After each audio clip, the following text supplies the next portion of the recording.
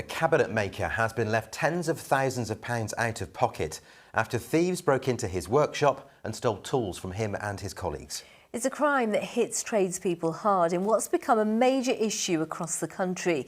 It's why Thames Valley Police is taking action and has been running events to help local businesses. Well, today police were in Bracknell giving out crime prevention advice, and they've handed out 500 tool marking kits which can help police track down the owners of stolen property. Here's Mel Bloor. Cleaned us out, which is nice. A workshop that's been raided.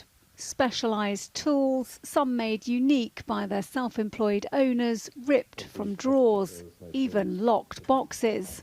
At least £60,000 of equipment stolen, the personal cost far higher. I woke up in the morning and saw that our WhatsApp group for work obviously had a significant amount of messages inside, and it's hard. I'd say at least 3 or 4 of the guys that work there have nothing left at all. Most of us have got young children.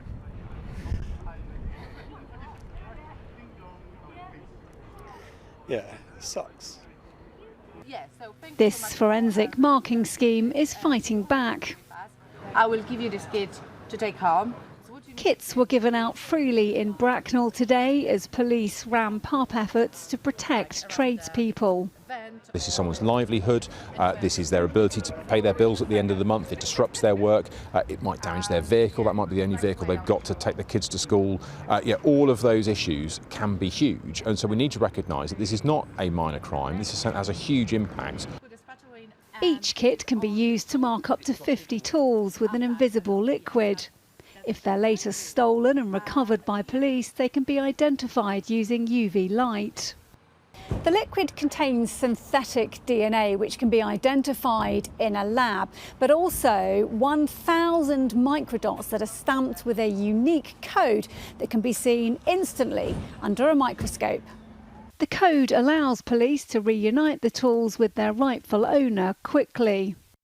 It does concern me. I've been quite lucky so far in my career, but yeah, I know lots of people have many tools stolen and it's expensive. I parked my car up for service at the local garage, a dealership. I couldn't get back to it that night to pick it up, so they left it out overnight, but they left it in the car park. And whilst in the car park, they had the door peeled down. They stole £7,000 worth of tools and they did £4,000 worth of damage to the van. I have known quite a few people to have their tools stolen out the van. It's their livelihood at the end of the day, so it's cost them a lot of money to get back. DNA tagging, hopefully a deterrent, but for Stephen and his colleagues, it's already too late. Mel Bloor, ITV News, Bracknell.